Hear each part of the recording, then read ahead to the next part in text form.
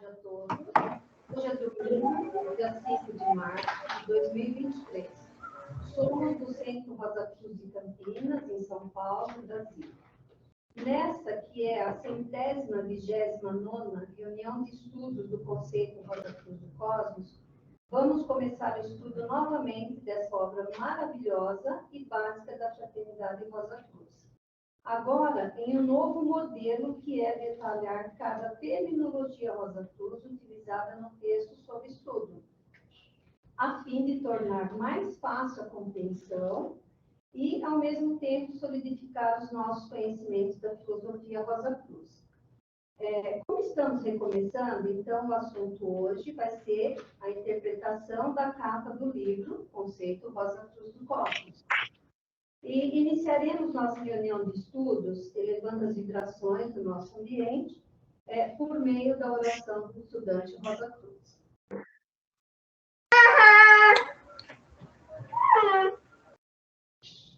Aumenta nosso amor por ti, ó Deus, para que possamos servir-te melhor cada dia que passa.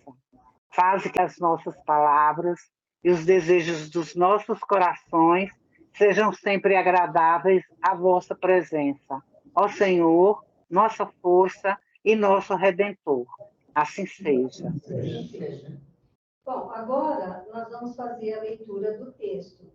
Reparem que cada parte está colorida diferentemente. Então, nós vamos começar por aqui, tá? Eu começo, então. Interpretação da capa do livro Conceito Rosa Cruz do Cosmos. No lado inferior da capa tem duas flores de lis, simbolizando a Trindade Divina, Pai, Filho e Espírito Santo. Mas, como na época que apresentada, somente o Pai e o Espírito Santo estavam ativos, temos apenas duas pétalas da flor pintadas de vermelho e, portanto, indicando energia. Vemos os seres criados como dois fluxos subindo, por um tempo, com dois corpos ativos, o corpo denso e o corpo vital. Mas, depois de um tempo, o corpo de desejos é acrescentado, e isso é representado pelo vermelho aparecendo nos fluxos ascendentes. Embora os dois fluxos pareçam iguais, elas são totalmente diferentes. O do lado esquerdo são conhecidos em nossa literatura como os filhos de Caim. Eles são repletos de energia positiva e são os artesãos do mundo, os Freemasons, que abrem o seu caminho através da vida, ultrapassando os obstáculos, pois sabem que isso fortalece o caráter.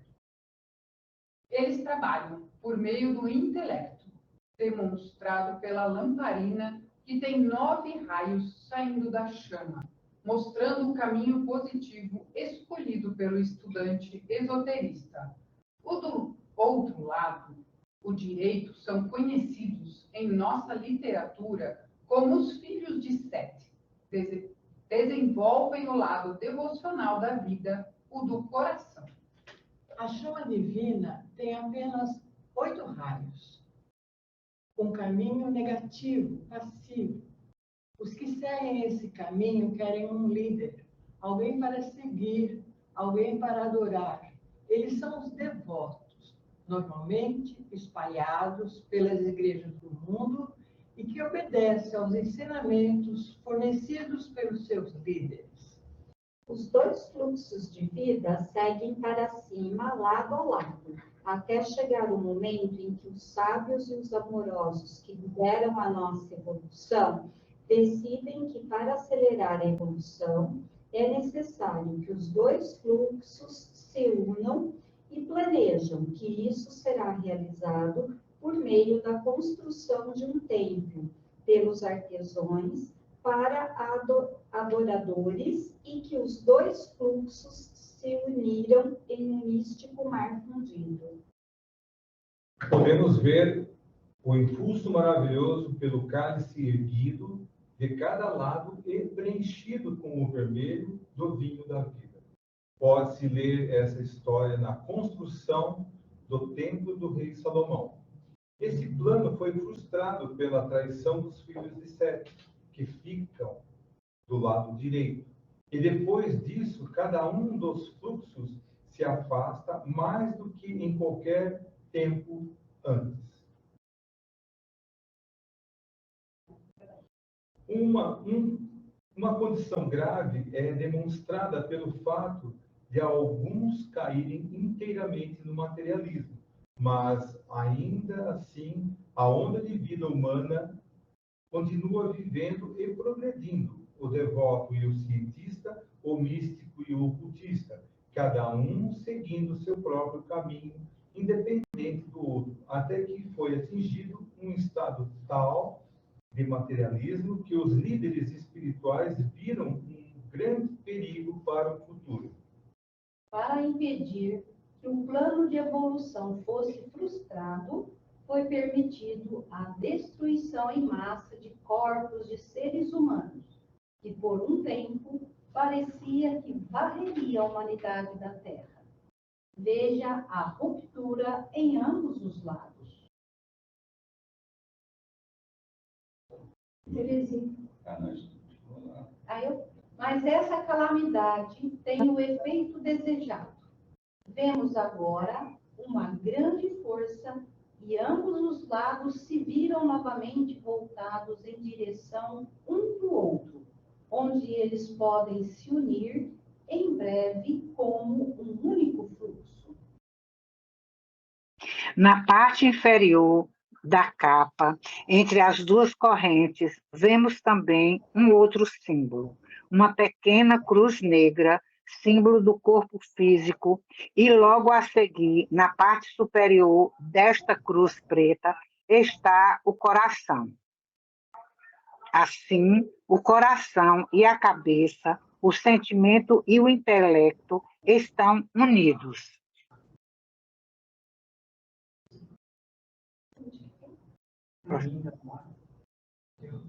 Ricardo, ainda.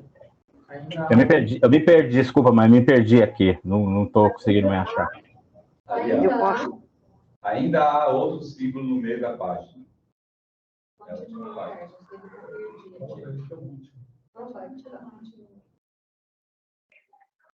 Achou? Vou continuar aqui, então. Ainda há outro símbolo no meio da página, o símbolo Rosa Cruz. A parte inferior da cruz branca, trilobada, representa a vida vegetal, que extrai seu sustento de suas raízes. Em algum momento da nossa existência, fomos semelhantes às plantas. A parte horizontal da cruz branca trilobada é o símbolo da nossa passagem pelo estágio animal, com sua espinha horizontal. A parte superior da cruz branca trilobada representa a mente, que é a característica do ser humano. E a estrela radiante representa o dourado manto nupcial que nos tornará divinos. Ok, começando então. Aqui está a capa do Conceito Rosa Cruz do Cosmos, a segunda edição, de 1910. Foi publicada em Seattle e elaborada por Max Henry.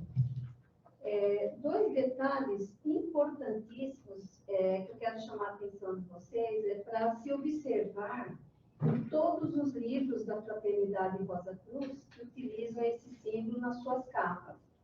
E isso é importante para preservar o simbolismo fiel de quem a fez. O primeiro detalhe é que ambos os lados se viram um ao encontro do outro, mas ainda não se uniram. O segundo detalhe é aqui onde a forma envolvendo o coração não se une, pois o intelecto não envolve o coração, mas se junta em perfeito equilíbrio, cabeça-coração. Esse negócio é interessante, gente, porque ela tem um detalhe. Surinha, negócio assim, claro. Mas só que nós estamos diante de um símbolo, né? Então a gente tem que ser fiel ao símbolo, porque senão, toda vez que você vai fazer a leitura do símbolo, você pode correr nesse erro, e esse erro acaba fazendo você internar a interpretação dele, certo? Então, tudo errado, né?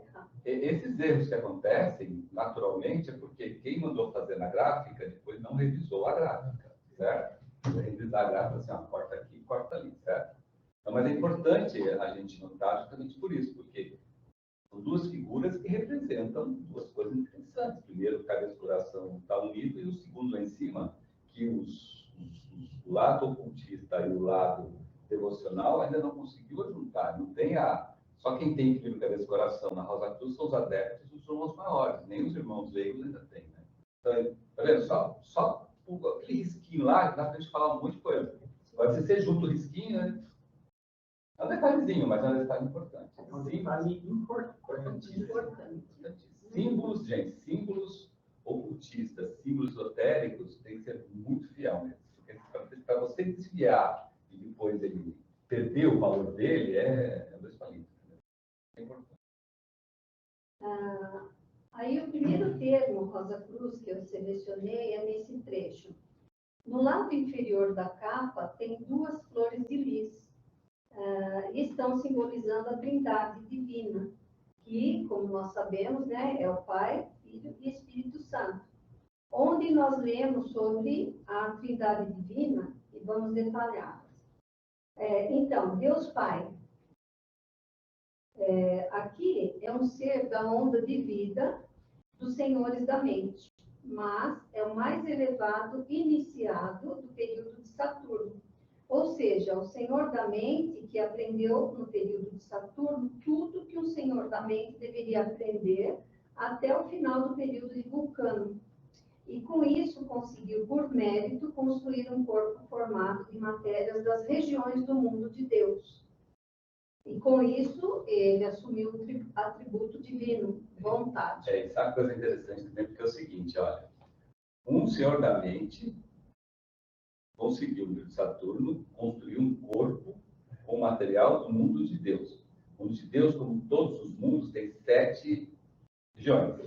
Ele conseguiu construir um corpo com materiais das regiões do mundo de Deus, mas não das 7 regiões, porque se fosse das 7 regiões, ele seria um Deus de um sistema solar. Entendeu?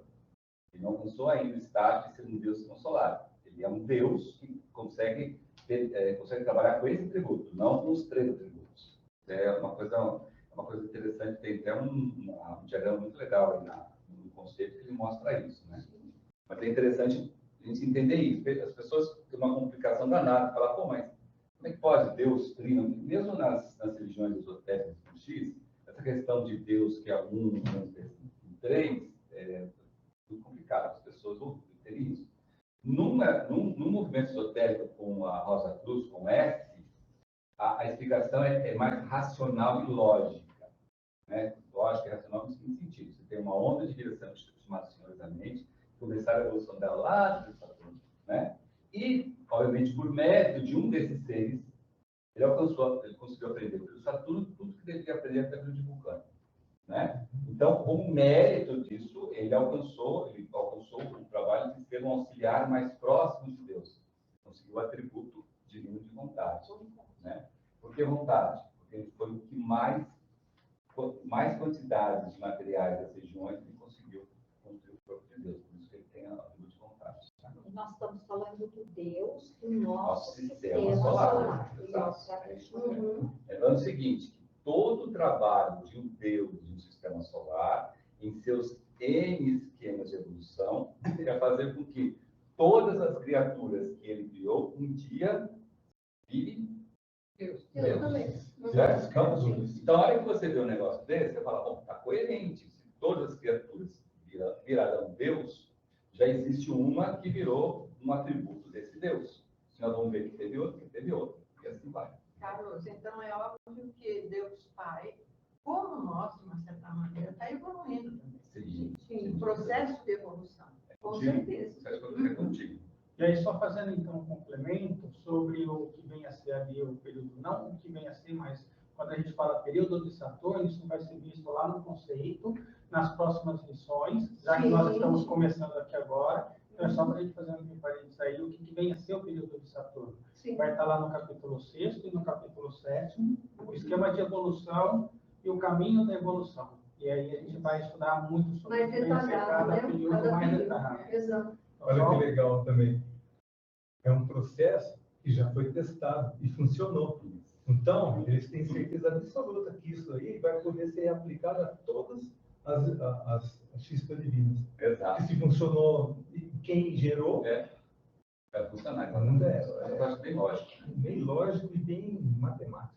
Muito bacana. Aí, agora Seguindo. temos Deus Filho. Oh, Aqui é um ser da onda de vida dos arcanjos, o Cristo, o nosso Salvador e Redentor e também o regente atual do nosso planeta Terra.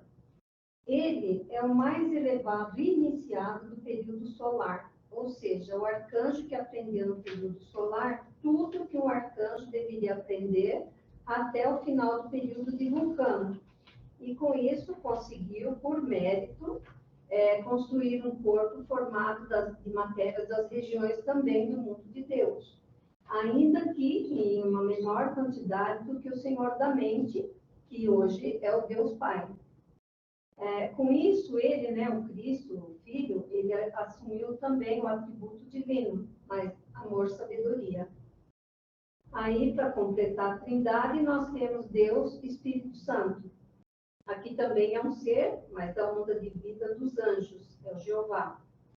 E ele é o mais elevado iniciado do período lunar, ou seja, o anjo que aprendeu no período lunar tudo o que um anjo deveria aprender até o final do período de Vulcano.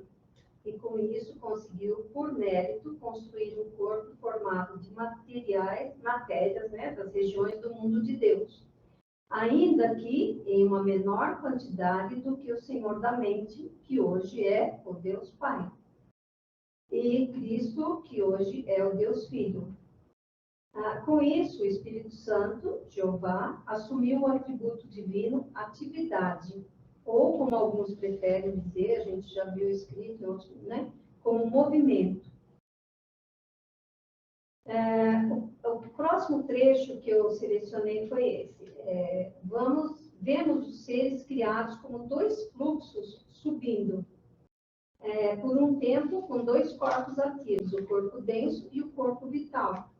Mas depois de um tempo, o corpo de desejos é acrescentado, e isso é representado pelo vermelho aparecendo nos fluxos ascendentes. Veja bem, a gente está lendo o texto e estamos destacando os termos da Rosa Cruz, que são os textos. Nesse caso aqui, os termos escolhidos foram corpo denso, corpo vital e corpo de desejos. Isso. Então, a gente vai explicar o que são esses três corpos. Isso. E a questão dos conceitos do que é o corpo denso, corpo vital e corpo de desejo.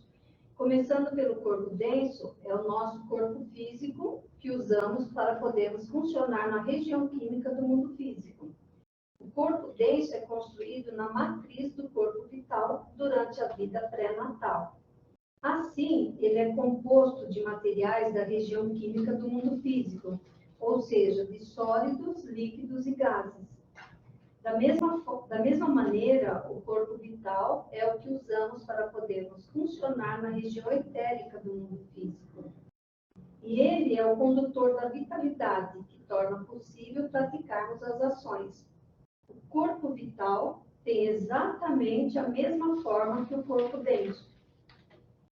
Ele se estende até 4 centímetros além do nosso corpo denso. É importante saber que até 4 centímetros, que a gente aprendeu, que quando a pessoa está doente ou enferma, esses 4 centímetros diminui até para negativo.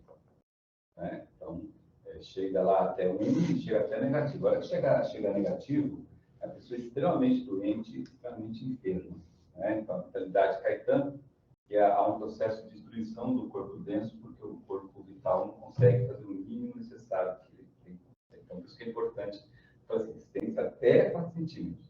Não é 4 centímetros, não é exato 4 centímetros, entendeu? É até 4 centímetros. Quando você diz negativo, quer dizer, ele está dentro da pele, está dentro do corpo. Aí a pessoa está Aí a destruição do corpo denso. Não consegue mais recuperar, né?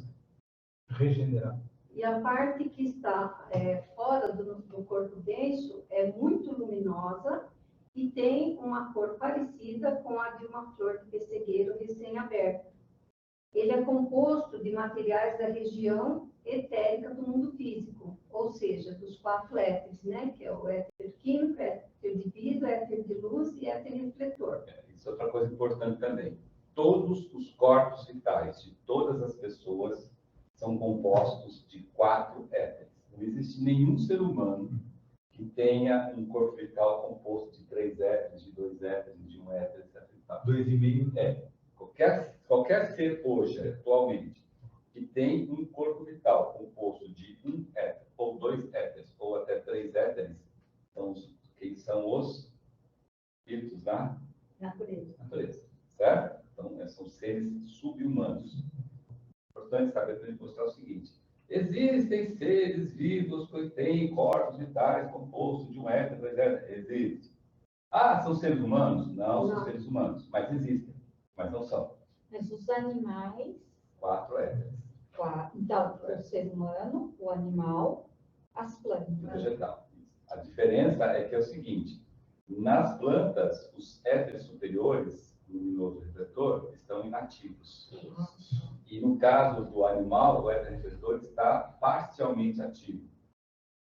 Um cachorro, um gato, um elefante, um cavalo está muito mais ativo do que os outros animais. E no mineral? No mineral não existe cor vital, né? Entendeu? Mas é importante notar isso, porque a gente faz um pouquinho de confusão de vez em quando. Né? Muito. Isso é esquecido. E o corpo de desejos é o que usamos para podermos funcionar no mundo do desejo. Por meio dele é que coletamos materiais do mundo do desejo e produzimos os nossos sentimentos, emoções e desejos, tanto superiores como inferiores. Olha a escolha é nossa. Olha que importante essa frase que está lá no livrinho do Corpo dos Desejos. O Corpo dos Desejos serve para nós coletarmos material no mundo do desejo. É assim, o desejo é nosso. Então, se eu estou com um desejo inferior de ira, de raiva, de ciúme, é meu desejo. O desejo é meu. Mas eu coletei no mundo do desejo. Através do processo de semelhante atrás de semelhante. Então, se eu não quiser ter o desejo de ira, eu não coleto, porque eu não tenho ponto de contato, não tem semelhança. Entendeu? Ao mesmo tempo, quando eu faço isso, eu coleto esse material interno, esse material no corpo de desejos, desejo inferior, como ira, raiva, não sei o que, outros que coletam também formam uma bela de uma cadeia. E essa cadeia é responsável por muitas dessas graças, guerras, violência, morte. Entendeu? Então, por exemplo, quando você tem 2 pessoas que estão se mantendo uma relação sexual, e as 2 têm desejos inferiores de posse, aonde tem as mortes, onde tem o estado masoquista, onde tem a destruição. Entendeu? Porque se envolve uma paixão tão violenta e o semelhante é tão semelhante que os 2 entram num processo de autodestruição. Por isso que realmente acontece uma desgraça desse tipo, entendeu? Então, além esse é um dos motivos, inclusive, de a gente evitar de coletar material inferior do mundo do desejo. Porque além de a gente danificar o nosso corpo denso, a gente pode potencializar isso por semelhante a semelhante. Aí, aquilo que o outro tem aumenta para a gente aumenta nele, aumenta a gente, aumenta nele, aumenta a gente, então, os 2. Por isso que a questão da turba, né? O que é a turba? Uma multidão de gente fazendo uma coisa errada, está muito errado. A gente vê aí um monte de coisa, entendeu? Porque quando você vê uma turba, uma multidão, assim, a gente tem que sair fora, porque nós não somos, muitas vezes, nós não estamos tão fortes quanto a gente imagina. E muitas vezes você acaba indo junto, e depois que tudo acabou, você fala, mas como é que eu consigo? Eu entrei nessa, eu não consigo entender como eu entrei nessa. Poxa, não é. Mas por quê? Porque pegou você justamente no momento que você estava meio enfraquecido. E aí você foi levado junto.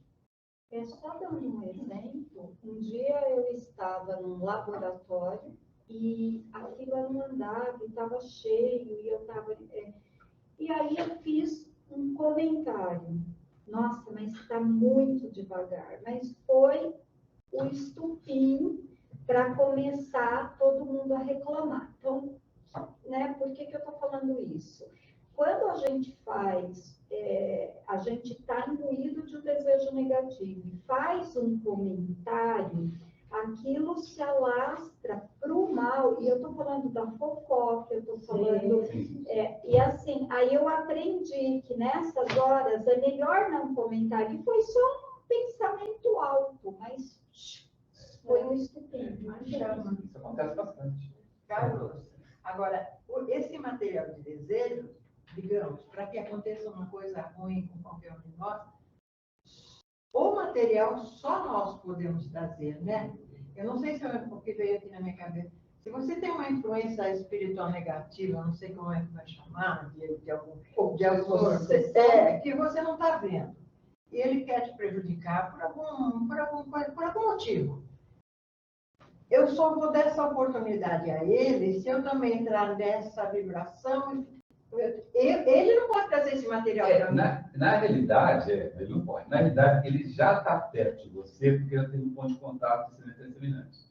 Um obsessor, um encosto, né? Porque a diferença do obsessor e encosto é o seguinte: o encosto é encosto mesmo, ele está encostado, o obsessor já está lá dentro. A diferença dos dois, tá? Ele só está perto da gente porque ele tem ponto de contato. Porque dentro de nós, cada um de nós, a gente se conhece, a gente está com algum desejo interior. Ou medo de perder emprego, medo de ser roubado, medo de bater no carro, medo de, sei lá, de cair, quebrar o nariz. Medo, que é a pior coisa que nós temos no dia. Hoje está com alguma coisa de angústia, de raiva de alguém, algum ponto de contato existe. Então ele já está encostado. Se esse desejo for muito grande, ele obsedia. Porque ele falou, opa, achei um ponto mais forte que eu preciso alimentar. Porque lembra muito bem. Muitas vezes o obsessor ou o encosto não é um ser humano. É um elemental. Que é pior ainda. Porque um ser humano, ele ainda tem esse desejo de prejudicar alguém, mas ele pode também ter esse desejo com outros, ou pode até, sei lá, dar um ser humano, nossa, nós estamos presos, né? O elemental não. O elemental, ele vive desejo interior. É material, é vida dele, a vida dele, a comida dele, o alimento dele é material interior do mundo do desejo. Então, o que ele faz? Ele tenta instigar cada vez mais. Porque ele fala, putz, aqui é um alimento fácil. Aqui aumentou meu alimento. Nossa, estou bom pra caramba, entendeu? Estou bem pra caramba. Naquele livro, Auxiliares em Atividades Invisíveis, tem um capítulo lá que fala dessa questão de muitos alimentares que obsediam o corpo e não sabem o que fazer com o corpo. Aí dá a doença do sono, dá o coma profundo, dá um monte de coisas, né? Que são alimentares dentro do corpo e não sabem mexer com o corpo. Então ele fica dentro do corpo, o espírito fica fora, o espírito não consegue entrar porque ele está tão alto e ele não sabe sair. Ele não sabe sair, o outro não sabe entrar, entendeu? E o cara fica lá inerte, né? O corpo fica inerte como se tivesse, não está morto porque os sinais vitais estão presentes. Entendeu? Então, a importância do corpo de desejo, de estabilidade, isso é por isso, para esse tipo de coisa. Na ópera Fausto tem uma dessas aí. No Federação da aparece, opa, alguém me chamou? Sutilmente me coloca assim. Porque o corpo de desejo ele é responsável atualmente por todas as nossas ações, né? E a matéria do corpo de desejo humano, ela permanece em movimento contínuo de incrível rapidez. A matéria que no momento ela está na cabeça, no instante seguinte, pode já estar lá nos pés. E ele também se estende em torno de 30 a 40 centímetros além do corpo denso. E tem a forma ovoide, de forma a envolver totalmente o corpo denso e corpo vital. Ele não tem órgãos como no corpo denso, mas há centros de percepção que, ao entrar em atividade, parecem vórtices. A maioria desses vórtices encontra-se em volta da cabeça. E ele é composto de materiais das 7 regiões do mundo do desejo. Aí são elas, a região da paixão e desejo sensual, e região da impressionabilidade, região dos desejos, região do sentimento, região da vida anímica, da luz anímica e do poder anímico. Olha que interessante essa informação. De 30 a 40 centímetros, além do seu corpo denso.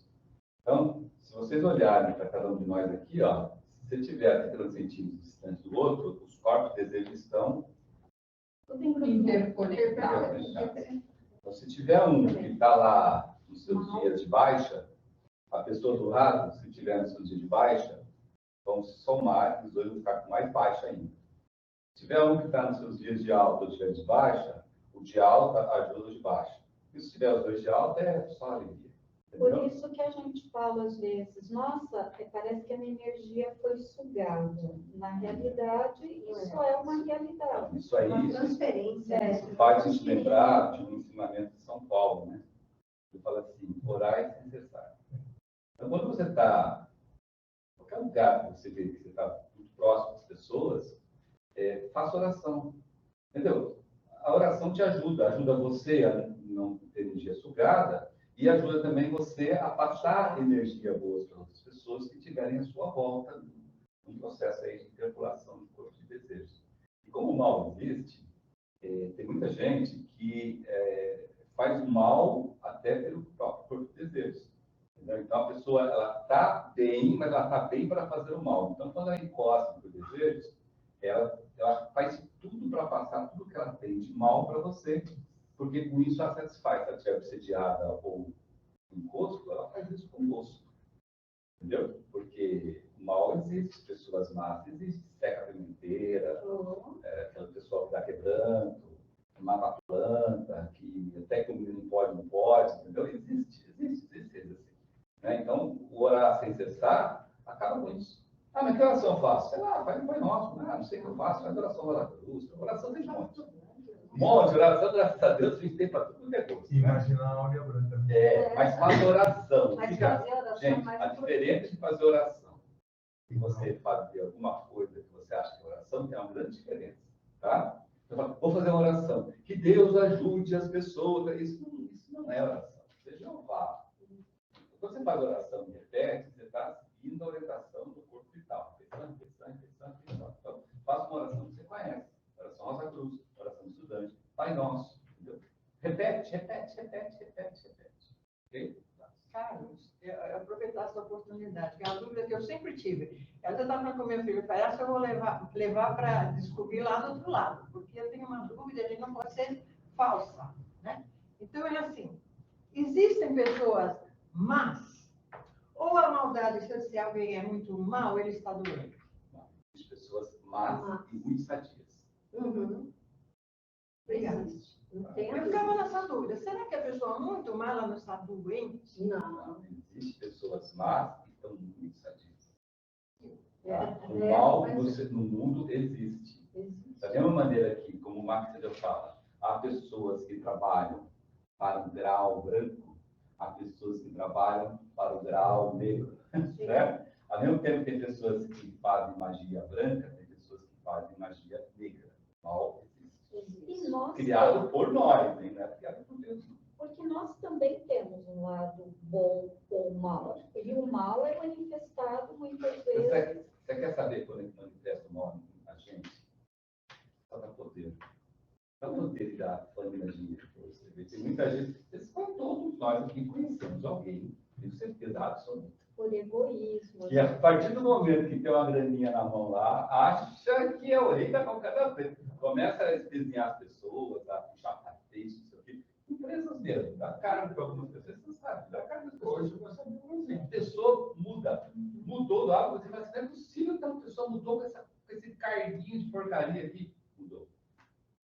E vai levar um tombo, mas naquela hora ele mudou. Aí ele começa a fazer um mal. Assim, começa a fazer um mal, né? Assim. Agora tem pessoas que são sempre assim, já nasceu assim, já veio para esse mundo assim, entendeu? Porque teve muito destino maduro atrás e agora tem que pagar o destino maduro, não quer pagar o destino maduro e continua. Nós estamos aqui para aprender também, né? Então, a gente também tem o nosso lado obscuro, que a gente vem aqui para ser testado e aprender, né? Pisa no calo, você reage no negativo. Exatamente. Quantos não? Temos que trabalhar para isso para nós. A gente também diz, eu não fiz por intenção, mas naquela hora você fez por não aprendizado, então, mas você fez. Caiu na prova. É aquilo que traz aquela vontade imensa. Nossa, algumas vezes você é convidado para ir em certos lugares, você fala assim, não vou não. De jeito nenhum, eu já fui lá, não é legal. Não é meu lugar. Ninguém sabe o que você está falando, mas... Ou mesmo se bater a Isso é intuição, uma não vai. grande verdade. Né?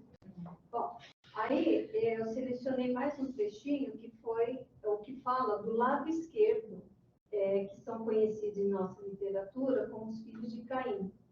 E o outro lado, o direito, né, que também são conhecidos na nossa literatura como os filhos de Sete. Ou seja, o que é filhos de Caim e o que é filhos de Sete? Vamos lá. É isso que a gente vai ver.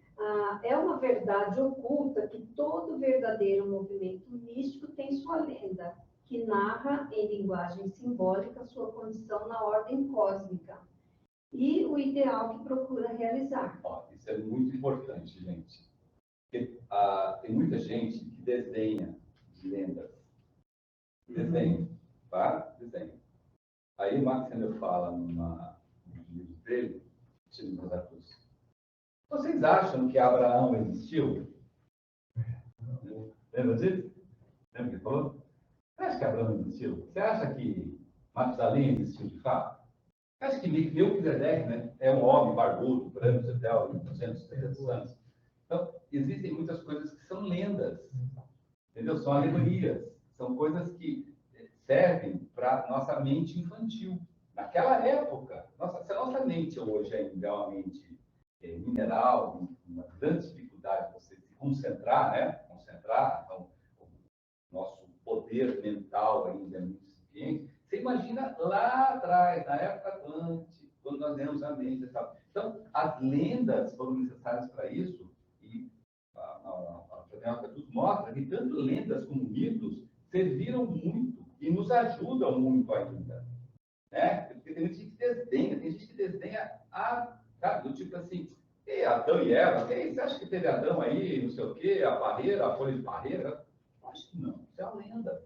Mas é uma lenda que tem uma simbologia muito forte, que nos ajuda, através dela, compreender o que está por trás dela. Mas a lenda é importante. Então, essa frase é importantíssima por isso. Todo verdadeiro movimento místico tem a sua lenda. Todo movimento. Não é planetário. A Igreja Católica tem, a Rosa Cruz tem, a maçonaria tem, todas as grandes, o budismo tem, o islamismo tem, todos têm a sua lenda.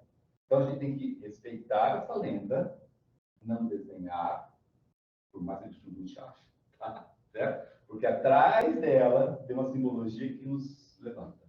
Ok? Bom, vamos ver esses exemplos que agora vai ser. Nós aprendemos na Bíblia, mais especificamente no Velho Testamento, os ensinamentos que envolvem o mistério atlântico. Em particular, a questão de quando e por que fomos divididos em sexos a cada vez que renascemos aqui no mundo físico, já que nos mundos celestiais não há necessidade nenhuma de nos manifestar em um sexo ou em outro sexo. E lemos sobre como Adão conheceu Eva e ela concebeu Caim. E depois como Adão conheceu Eva e ela concebeu Abel. E mais à frente, como e por que Caim matou Abel. E depois, como Adão conheceu Eva novamente e ela deu à luz Sete. Já na lenda maçônica, nós vemos o relato de que Jeová criou Eva e que o espírito lucífero Samael se uniu a ela e Caim foi concebido. E que Samael foi expulso por Jeová e forçado a deixá-la antes do nascimento do seu filho Caim.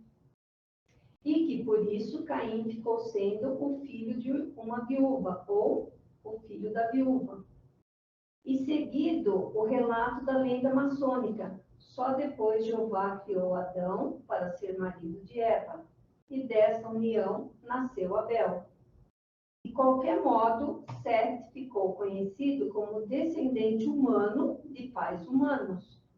Assim, do filho da viúva, temos os descendentes filhos de Caim, cujas características lemos resumidamente no texto.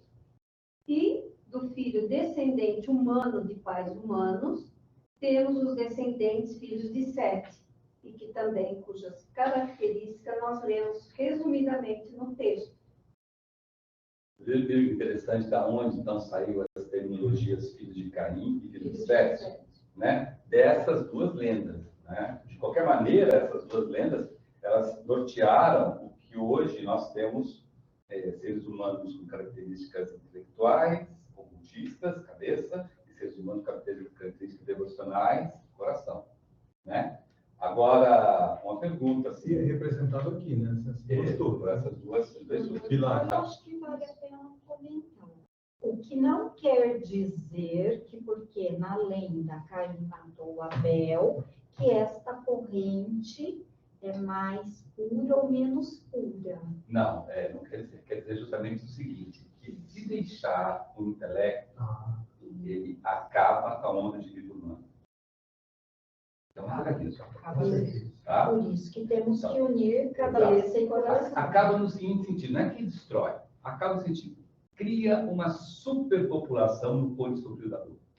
E de repente vai ter que criar outros pôres sobre isso.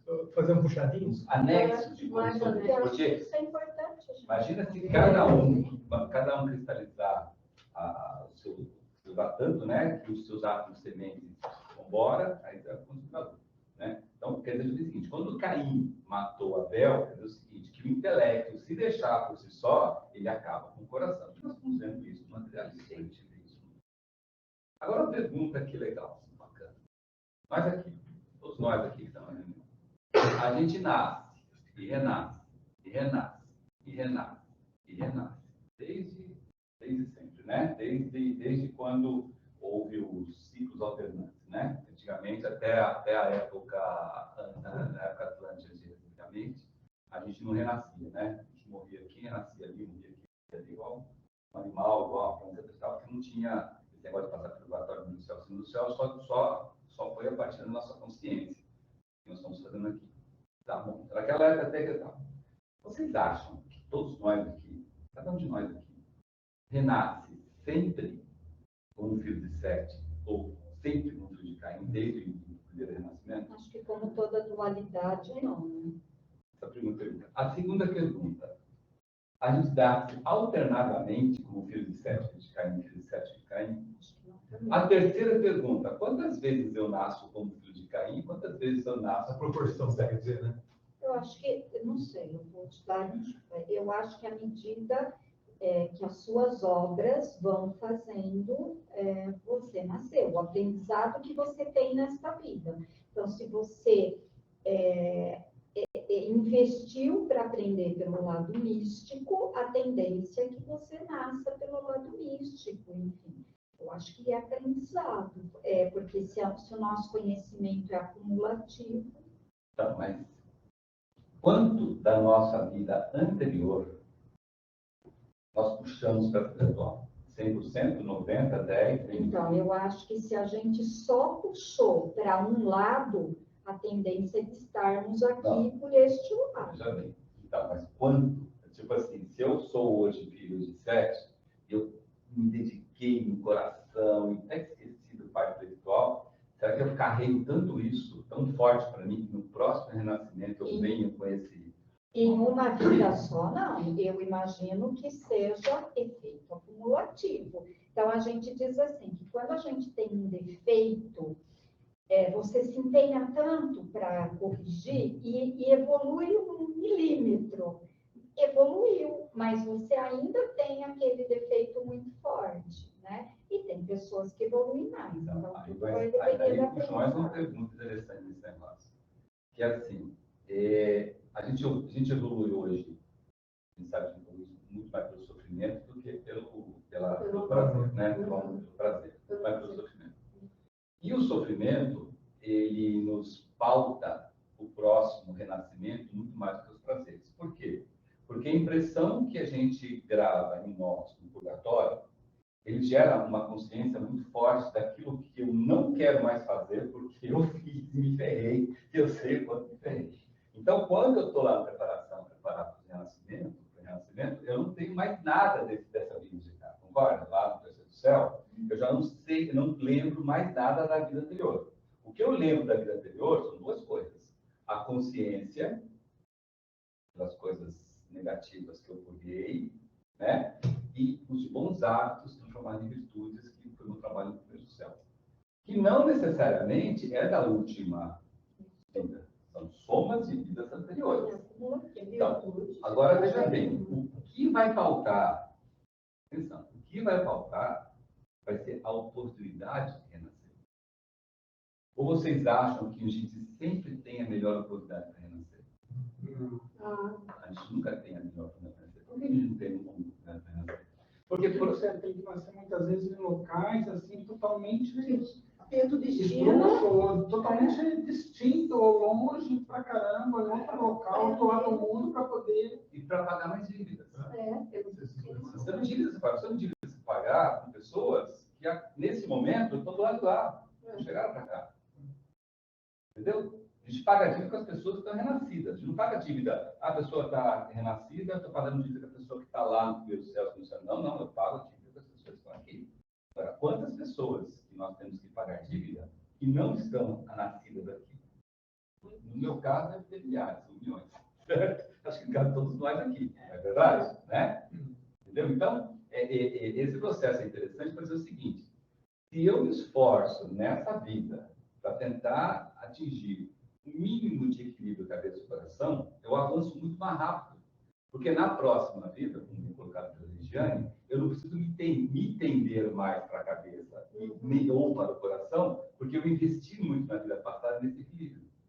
Então, exatamente. Por isso que muitos de nós, quando entram no movimento como Rosa Cruz, não é 100% cabeça, 100% coração. Porque se for 100% cabeça, não entra no movimento Rosa Cruz, porque o movimento Rosa Cruz ele é cristão.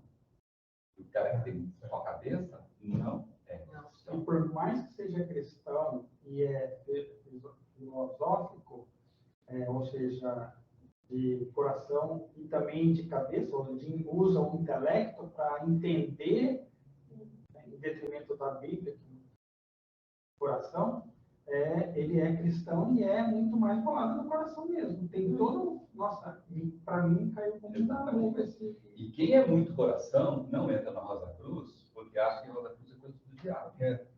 Do demônio. Entendeu? Então, se você é muito coração, você não vai para o movimento esotérico por esse motivo.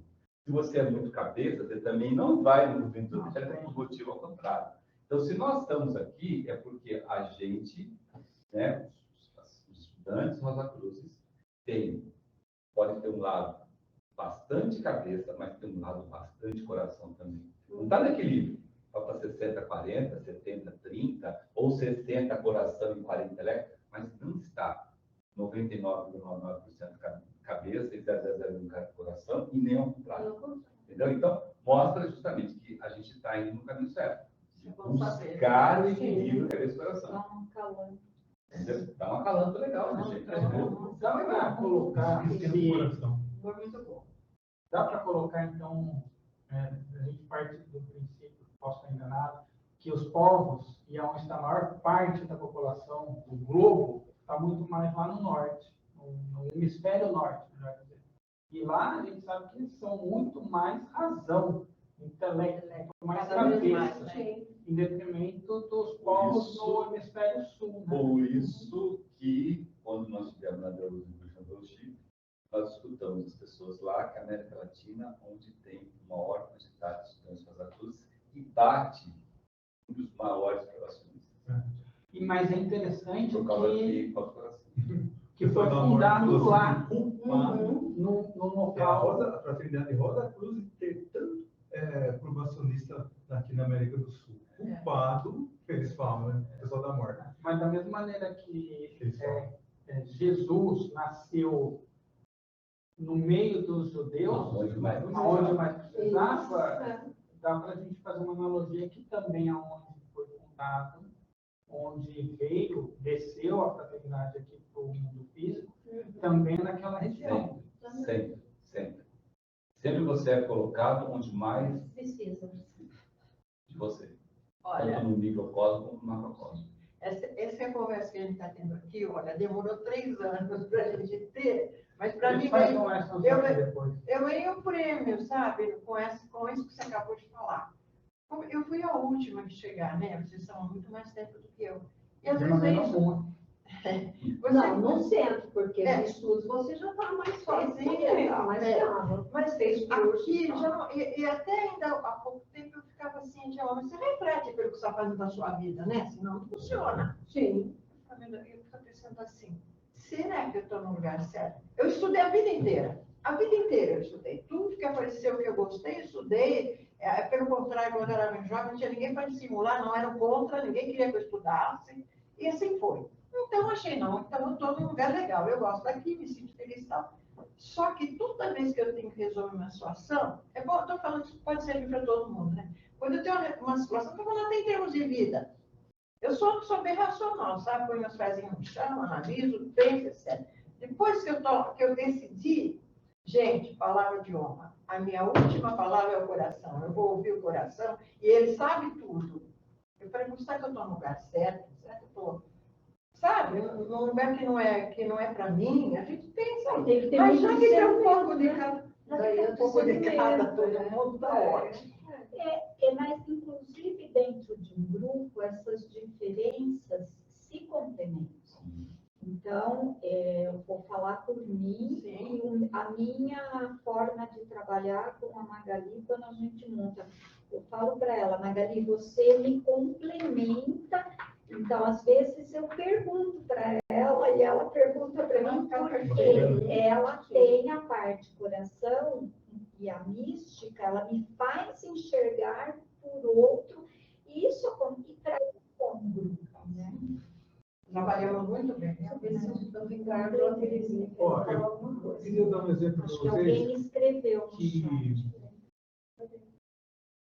quando eu comecei na Fraternidade da Cruz, eu conheci um provacionista chamado Dr. Pimentel. Aí a gente era tudo estudante da área de ciências, engenharia, eletrônica, só pensava matemática. Aí um dia ele falou assim, quando eles leram sobre quando aconteceu o batismo de Jesus, passou a ser Cristo Jesus. Ele falou, eu gostaria imensamente de estar dentro dessa emoção. A gente falava, pergunta para a gente mesmo. O que está falando? Quer dizer, ele falou puxou a sardinha totalmente para o lado oposto do que a gente fazia, que era só mental. Não conseguia. Ele não conseguia sentir. Quer estar dentro daquela emoção, né? Ele queria vivenciar aquilo ali. E daí você fica pensando, preocupando. Enquanto você pensa com a cabeça, você não entende o que ele falou. Exato. Terezinha e Ricardo querem fazer alguma colocação também? Eu gostaria. Então,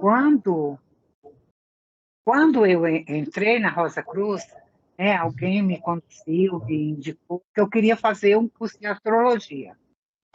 E aí, não vai fazer, vai conhecer Rosa Cruz. Rosa Cruz, eu nem sabia bem o que era. Aí foi Márcio quem me levou. Aí ele me perguntou, por que você quer frequentar a Rosa Cruz? Eu falei, não sei. Quando eu chegar lá, eu vou entender. Eu não conheço nada, eu nem sei por que eu estou aqui. Aí fui numa reunião lá na casa de Dr. Hélio. Quando eu cheguei, foi um estudo bíblico. Eu cheguei, quando terminou, eu tinha absoluta que ali era o meu lugar. Aí eu perguntei para o doutor Hélio o que eu podia fazer para me inscrever.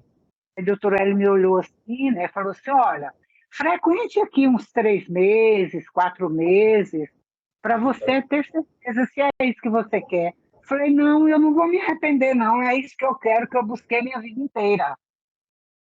E foi realmente o que aconteceu, e também, como disse Magali, né, quando eu preciso das minhas respostas, eu faço as minhas orações, e a última coisa que eu atendo é o meu coração. Ótimo. E Ricardo ia fazer uma colocação também? Não, irmã, tá tudo bem. Estou entendendo tudo, estou compreendendo tudo aí. Tá tudo bem. Muito obrigado. Se precisar, só interromper a gente aí, tudo bem, tá? Tá bom, obrigado. Nada. Bom, então, o próximo trecho que eu selecionei também foi sobre os dois fluxos de vida que seguem para cima, lado a lado, até chegar o momento em que os sábios amorosos que deram nossa evolução decidem que. Então, quem será que eram os sábios e os amorosos que lideram a nossa evolução? Para compreendermos isso, temos que saber em que momento do esquema de evolução estávamos naquele evento em que passamos. Perceba que na figura que estávamos na época Atlântica, já na metade da quarta revolução no globo desse período terrestre. Então, os sábios e os amorosos que lideram a nossa evolução são as hierarquias criadoras, ativas nesse período terrestre, isso, que são por onde de evolução espiritual, a mais elevada, que são os senhores da sabedoria. Depois, os senhores da individualidade, os senhores da forma, senhores da mente, os arcanjos, os anjos e, por fim, os espíritos virginais. Veja bem, é interessante. Isso é muito importante, não só para esse texto, mas para qualquer texto que estivermos lendo ou estudando. Toda vez que o Max Sandel fala assim, os líderes da nossa evolução fizeram tal coisa. Os grandes líderes fizeram tal coisa. Fizeram tal coisa. A gente tem que entender no contexto. Né? Então, se ele estiver falando do terrestre, são esses aqui. Se ele estiver falando do solar, já não são mais esses aqui. São esses aqui mais uns que estavam lá. No lunar, mesma coisa. Você falar, os grandes líderes da humanidade de Vulcano farão isso. Opa, quem são as hierarquias criadoras ativas lá do Vulcano? Não são essas. Tá? Isso é importante porque, se você quiser fazer um estudo mais profundo, você fala assim, o que esses caras fizeram? As suas sabedoria, as suas especialistas nisso. Para esse caso aqui, precisa fazer isso. Então isso aqui, quem fez foi a sua sabedoria. Os seus da forma fizeram isso. Você consegue discriminar mais ou menos qual foi a contribuição de cada um desses seres para não deixar acontecer o que ia acontecer. Entendeu? Que era a questão da necessidade de os dois fluxos se encontrarem. Né? Então, o que eles fizeram? Cada um deu a sua contribuição para isso. Quem foram os virginais que deram contribuição para isso? E na Bíblia. Certo? E Jesus falou. No mínimo, tá? Tinha o Christian Rosenkreuz, tinha os caras lá também, tá? Mas no mínimo esses dois, quem sabe. Então, cada um é cada caso. Irã e Christian Rosenkreuz não são a mesma ser? Então, o Christian Rosenkreuz aqui, e lá no Irã Bíblia. Mas é um espírito original. Eu dou um exemplo. Mas o espírito original também, você está pensando que o espírito é tudo só nós aqui? Tem gente de maneira luta que está lá em cima, não está lá. Tá bom? Ok. Então, no próximo trecho, eu selecionei o seguinte: a construção de um templo pelos artesãos para os adoradores e que os dois fluxos se uniram em um místico mar fundido. Construção do templo de Rei Salomão. Vamos escrever o que é o mar fundido. Isso. Agora eu vou falar do tabernáculo, né? Sabemos que o tabernáculo no deserto, antigo templo de mistério Atlante, foi providenciado para que pudéssemos encontrar o Senhor, pois estávamos em um momento, nesse esquema de evolução, que deveríamos começar a voltar para a casa do Pai. Ou seja, alcançamos o pináculo da materialidade e deveríamos começar o caminho de volta para viver nos mundos mais elevados do que essa região química do mundo físico. Esse encontrar o Senhor é feito pela qualificação, pelo serviço e pela subjugação da natureza inferior pelo eu superior. O tabernáculo no deserto foi projetado por Jeová e era a personificação das grandes verdades cósmicas ocultas por um véu de simbolismo, o qual falava ao eu interno ou ao eu superior. Foi a nossa primeira igreja. Já o Templo de Salomão foi construído quando o tabernáculo no deserto tomou seu lugar definitivo. Tinha tudo que o tabernáculo tinha, mas agora em posições fixas e permanentes. Assim, tanto o fogo milagrosamente aceso no altar de bronze na parte oriental do tabernáculo, quanto a invisível glória de Shekinah na parte mais ocidental do santuário, também estavam presentes no templo de Salomão. Assim, também o mar fundido, no qual se lavavam os sacerdotes, no templo de Salomão. É o mesmo que o lavabo da consagração do tabernáculo no deserto, só que com elemento de pureza e sabedoria preparado por Irã Abib.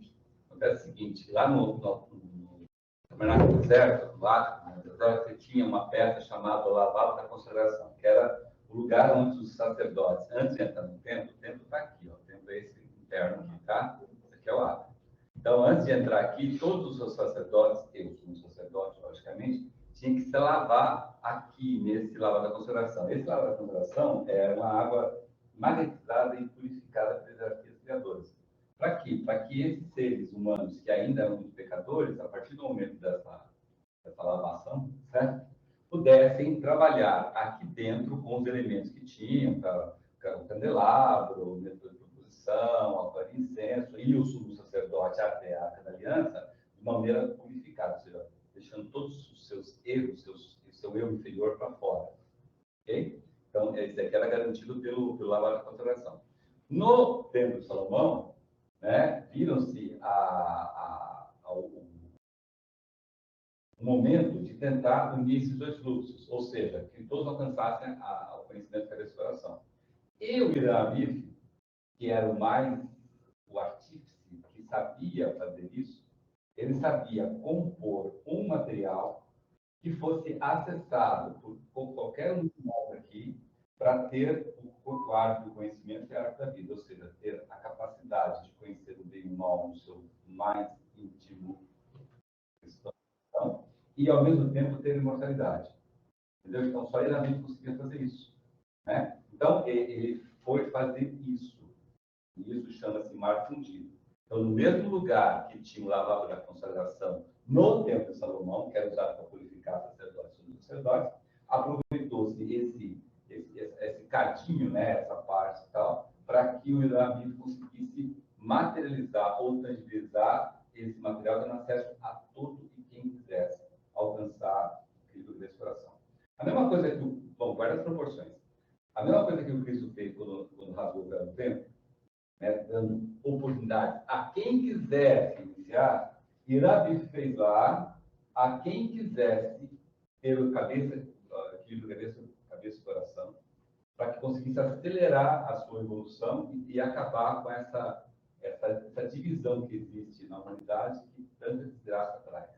Entendeu? Então, a gente vai tentar fazer a mesma coisa. Por isso chamou-se mar fundido, porque ao se fundir aconteceu aquela desgraça toda que a gente vê lá.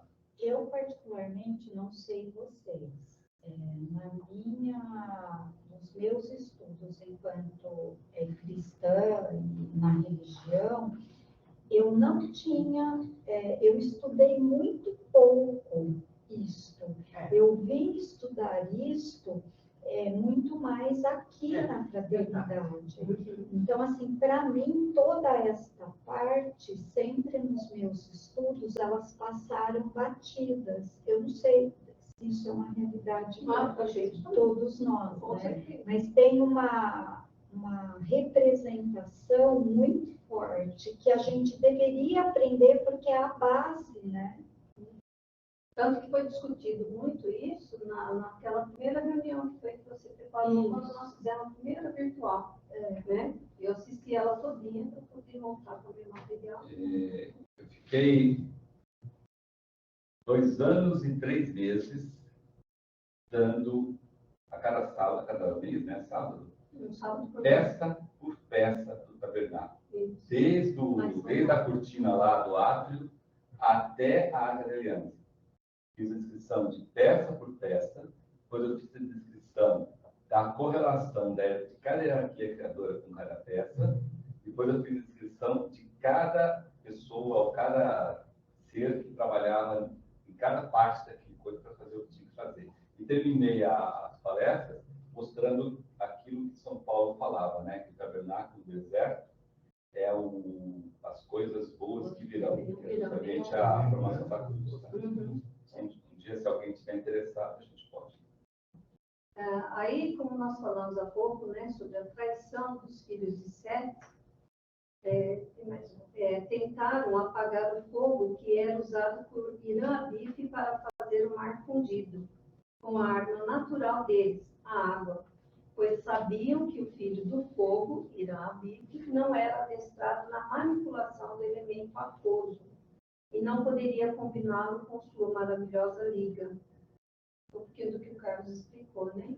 Assim, o sublimado conhecimento espiritual, incomparável em potência e mais valioso do que todas as coisas da Terra, e que solucionaria o problema da união entre cabeça e coração, não conseguiu ser construído para ser utilizado por quem quisesse. Bom, aí o próximo trecho que eu vi também foi aquele que fala sobre cabeça e coração, ou seja, coração e cabeça se uniram, e a consequência pode ser vista no feixe de propagação, o corpo-alma resultante. Ou seja, o corpo-alma é um veículo que todos os seres humanos possuem. Isso é garantido pela máxima oculta aplicada aos seres humanos que estão no caminho da realização espiritual, que é o que nós falamos há pouco. Ninguém é tão bom que não tenha algo de mal. E ninguém é tão mal que não tenha algo de bom. Ai, deu um nó aqui. Desculpa, eu vou esperar só um pouquinho. Nós estamos construindo o nosso corpo-alma. A gente tem o quê? O germe dele, é isso? Assim, todos porque têm. corpo-alma é mérito, tá? Não, né? Todos têm. Tá? Por que todos têm? Porque é garantido que todos têm. Primeiro, porque todos têm éter luminoso e refletor. Isso. Básico. Né? E como todos nós, sem exceção, alguma coisa de bom nós temos, essa coisa de bom alimenta o corpo-alma, por menor que ele seja. Entendeu? A diferença é a condição de você trabalhar com esse corpo-alma. A grande maioria, a imensa maioria, primeiro nem sabe que existe. E segundo, se souber que existe, é tão pequeno que o cara não consegue fazer nada com ele. Entendeu? Mas que todos têm, tem. Isso é garantido por Cristo, inclusive. Né? Cristo fez isso, né?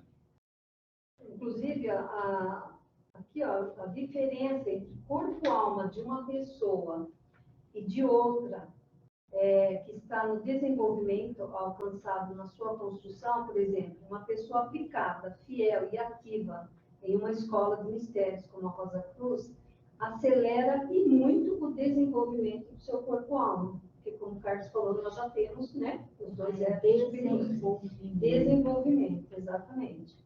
E o grau de funcionar conscientemente nele, né, que é o que a gente está buscando.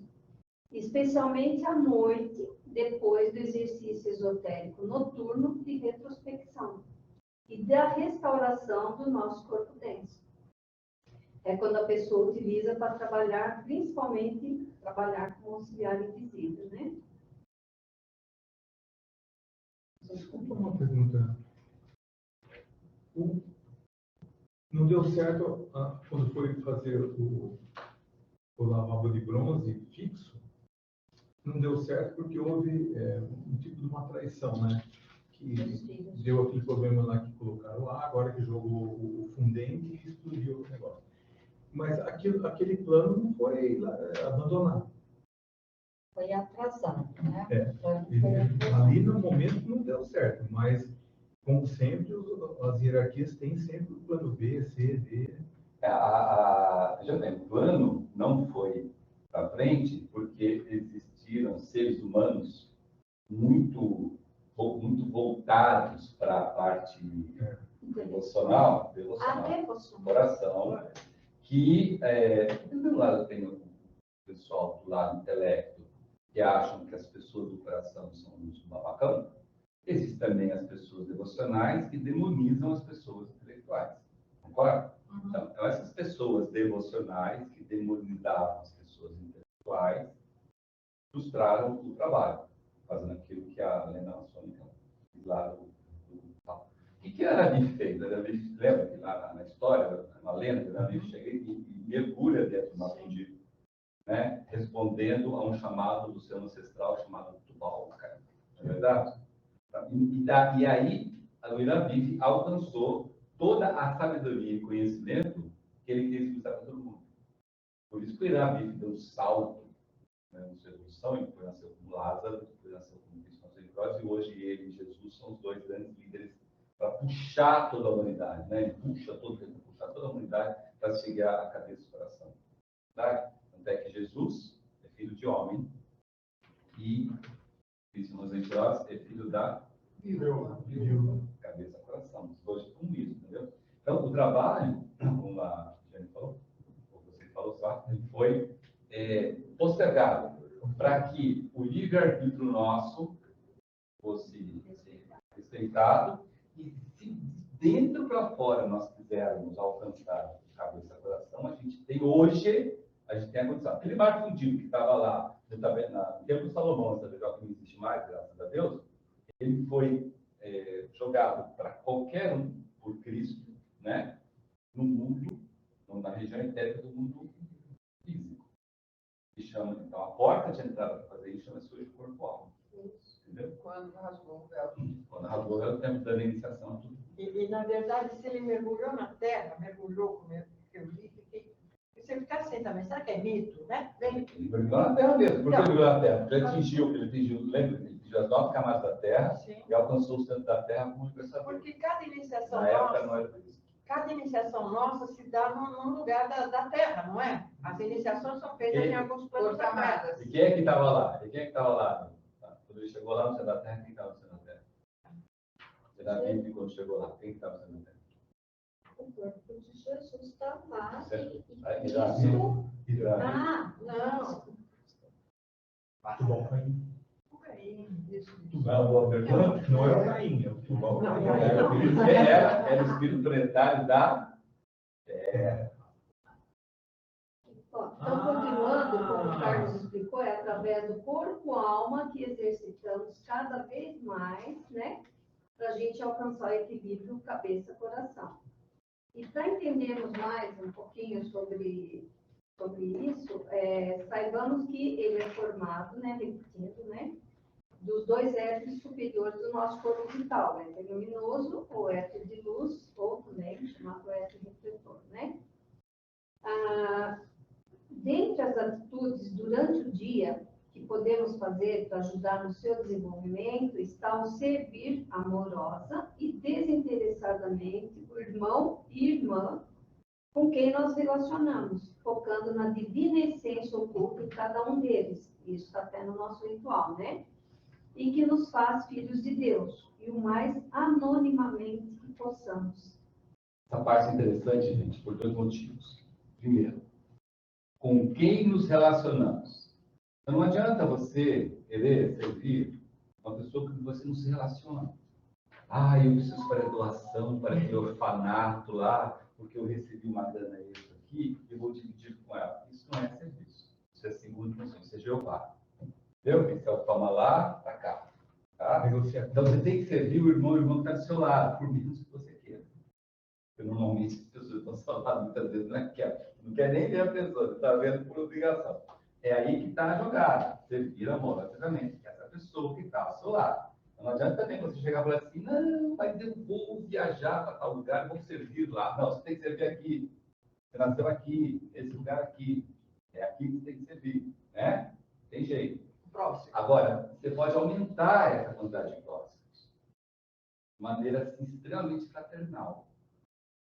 Temos irmãos e irmãs, nesse momento, sofrendo na Ucrânia, sofrendo na Rússia, sofrendo no Paquistão, sofrendo na Bangladesh, sofrendo na Turquia, sofrendo lá aqui no litoral. Tem irmãos e irmãs sofrendo para dedéu por aí, muito. O que você faz? Coração.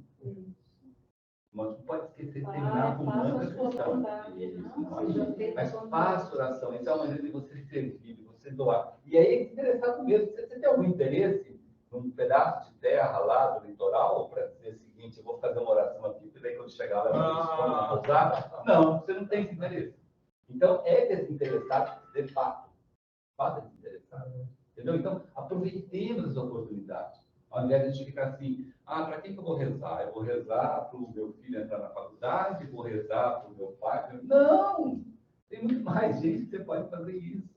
Porque a oração não é para alguém ou para algo. É egoísta, né? Você faz uma oração. E quem tem a condição de usar toda essa força, essa energia, vai saber. Agora a gente pode cair no erro que o Maxime coloca muito bem claro numa das caras estudantes.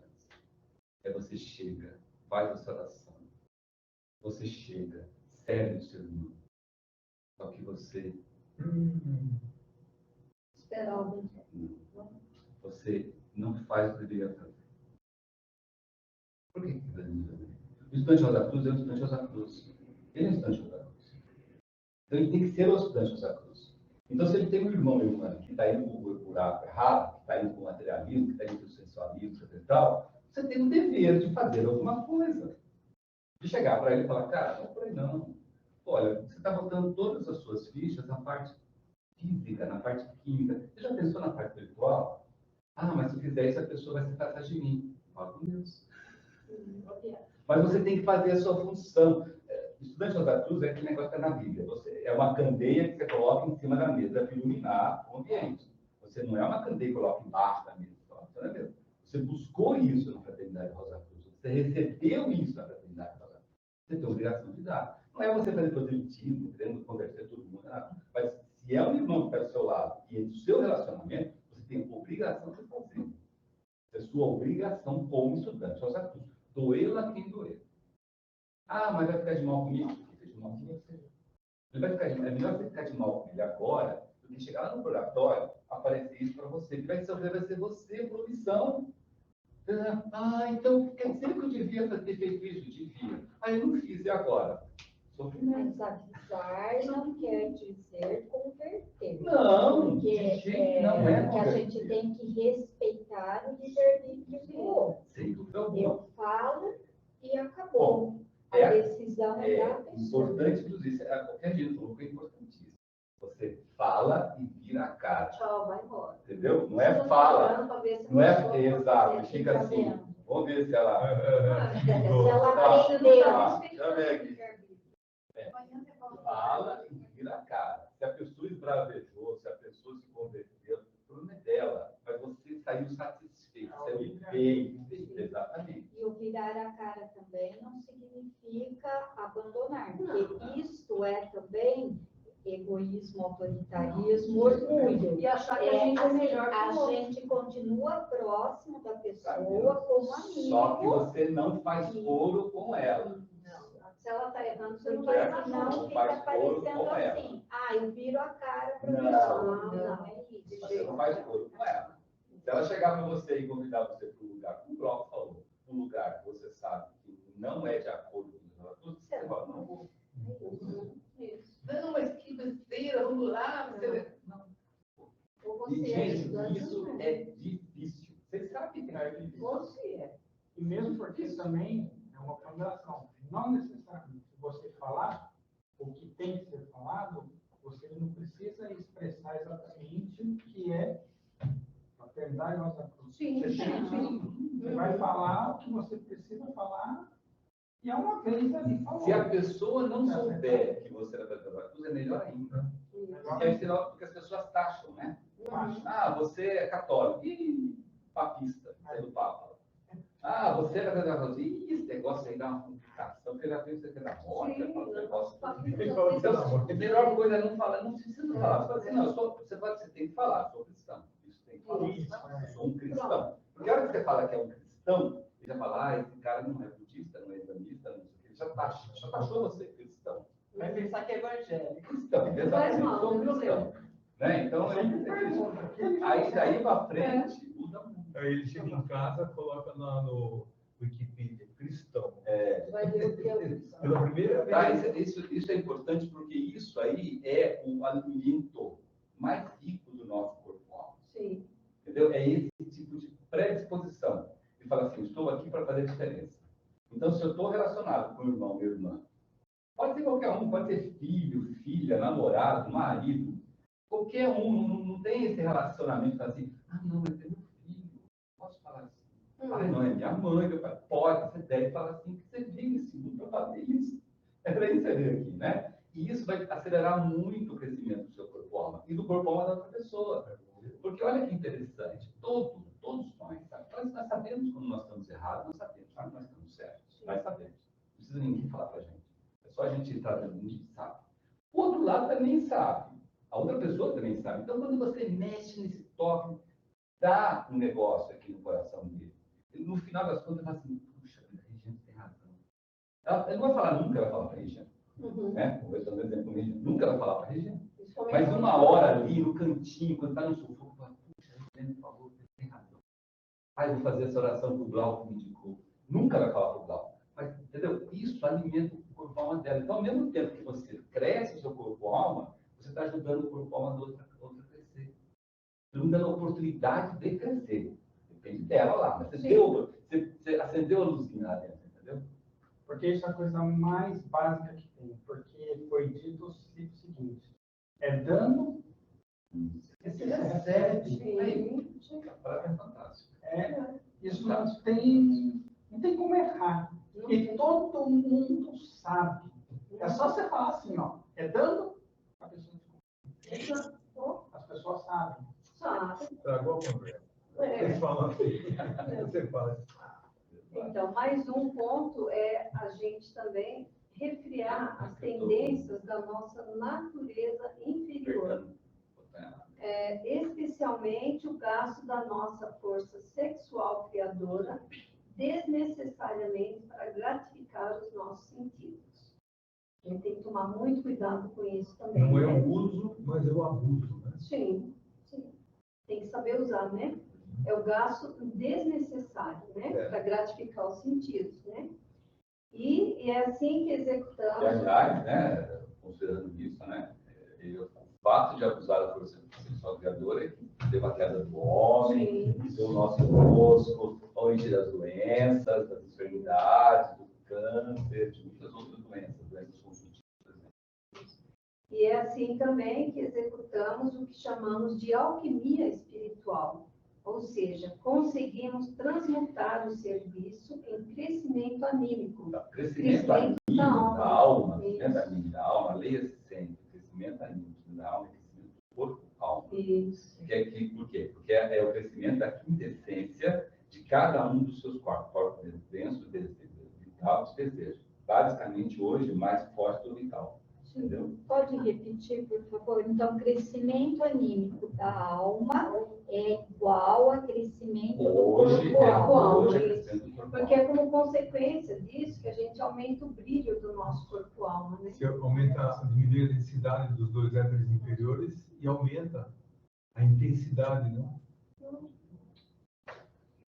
É um contrassenso que eu vou falar. Você diminui a densidade dos éteres inferiores e aumenta a densidade dos éteres superiores. Então, a sua colocação é excelente. Por que você faz isso? Sem morrer? Então, tanto que tem sentido, até tem esse sentido pelo fato de que tem até a tendência de o corpo se adoecer com mais facilidade. Isso. Então, por quê? Sabe por quê? Porque é o seguinte, se você aumenta a quantidade lembra, o nosso corpo vital, ele é limitado em tamanho, mas já que é 4 centímetros, isso não vai engordar o corpo vital, não engorda. Se ele engorda o corpo vital, não adianta bombar Então, se você aumenta a quantidade de éteres superiores, como você falou, você reduz os éteres inferiores. Se você faz isso no método de desenvolvimento positivo, como da facilidade da cruz, você garante esse equilíbrio e não adoece. Seu corpo denso fica mais sensível. O que é o corpo denso mais sensível? Se eu gosto de pudim, eu não vou poder mais comer o pudim inteiro. Eu vou comer um pedacinho de pudim. Certo? Porque o corpo ficou sensível. A transmutação da quantidade de alimentos que você come em nutrição, ela é eficientíssima. Então não adianta nada você chegar lá e comer a pizza inteira. Você vai passar mal, porque o seu corpo ficou sensível. Por isso que a impressão que dá é que você fica doente. Não é doente, você tem que fazer esse equilíbrio. Por outro lado, a eficácia que você tem trabalhando com o químico de vida é aumentadíssima. Então você vai sentir menos fome. Você não vai sentir a vontade de... Você não vai precisar alimentar o corpo físico, porque você está alimentando a contraparte. é o corpo vital. quantidade de alimentos exagerar. Vai diminuir a quantidade Vai físico. Sim. Isso porque o seu objetivo não é nem o físico, é você justamente está trabalhando para ir para o corpo-alma. Que é o nosso veículo do serviço que Nossa, prestamos não nos tem mundos sentido. invisíveis. Maravilhoso. É o que a gente usa, Por isso que eu né? falei que é um contrassenso. Porque, gente, para você funcionar hoje conscientemente no mundo invisíveis, você necessita do corpo-alma. Não tem como nenhum ser humano hoje trabalhar no mundo invisível. Nenhum ser humano que não seja adepto e irmão maior, vamos colocar assim, tá? Até os irmãos leigos. Ele precisa de corpo-alma. Sem corpo-alma não tem acesso aos mundos invisíveis. Então, não existe outro tipo. Consciente. Porque inconsciente Consciente do todo trabalho. mundo. Todos Isso, trabalhando. falou bem. Consciente. Então, se vocês, qualquer um de nós aqui, tem essa disposição e determinação, não tem outro caminho. E o caminho é serviço, porque é o serviço que se transmuta em crescimento do corpo-alma. Não tem outro caminho. Não é conhecimento, não é ler. Eu vou ler todo, igual a gente às vezes acontece isso. As pessoas querem ler todos os livros da Rosa Cruz e querem fazer todos os cursos. Não adianta. Não vai crescer. Vai crescer é do serviço, do dia a dia, essa rotina nossa. Ele adianta no sentido de que você trabalha em paralelo, seguindo os ensinamentos que você aprendeu. Mas Se você só lê Se não aplicar, não vai resolver nada, né? O Carlos, quer dizer, na época lá que os judeus viviam nas 12 tribos em torno do tabernáculo, tinha o lavabo de bronze. Tinha o cara lá tomava aquele banhão e eu fiquei... Agora não tem mais. Bom, e lembrando que o nosso corpo-alma também é chamado de dourado vestido de bodas ou dourado manto nupcial. Ou como também São Paulo chamava, né, de soma sushkom. Ou como Cristo também descreve como manto nupcial. Toda vez que vocês leem manto nupcial na Bíblia, tem vários lugares, se vocês lerem direitinho, vocês vão ver que está falando de corpo-alma. Isso. Bom, e assim, Só concluindo, logo que eu cheguei aqui, estudando aqui com vocês, enquanto eu estava sozinha, não, eu nunca tinha ouvido falar no termo corpo-alma. Custei bastante para absorver. Hoje está claro para mim. Eu disse, por que isso é corpo-alma? Eu não tenho corpo vital. Eu confesso para vocês, assim, O que é o corpo? que é corpo vital? Por que eu preciso do corpo-alma? aqui esse monte de corpo, né? Pois é. Só que eu não tenho corpo vital para ficar aqui, né? É outra história. Hoje eu entendi. Ou você não trabalha nos mundos invisíveis. Bom, assim, então nós terminamos hoje, né, a interpretação da capa. E acho que hoje já. Aí, se alguém quiser só fazer alguma colocação, tudo bem, porque agora nós vamos encerrar com a oração Rosa Cruz, se ninguém tiver mais nenhuma colocação. Aí o Ricardo faz a oração Rosa Cruz, então. Põe na tela, por favor. Aí. Oração Rosa Cruz. Não te pedimos mais luz, ó Deus, senão olhos para ver a luz que já existe. Não te pedimos canções mais doces, senão ouvidos para ouvir as presentes melodias. Não te pedimos mais força, senão um modo de usar o poder que já possuímos. Não mais amor, senão habilidade para transformar a cólera em ternura. Não mais alegria, senão como sentir mais próxima essa inefável presença, para dar aos outros tudo que já temos de entusiasmo e de coragem. Não te pedimos mais dons, amado Deus, mas apenas senso para perceber e melhor usar os dons preciosos que já recebemos de ti.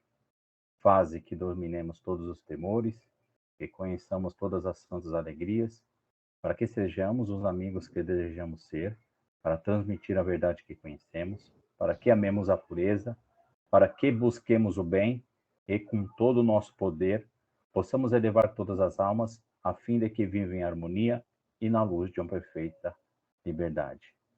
Que as rosas floresçam. Que as rosas floresçam em vossa cruz. E na nossa também.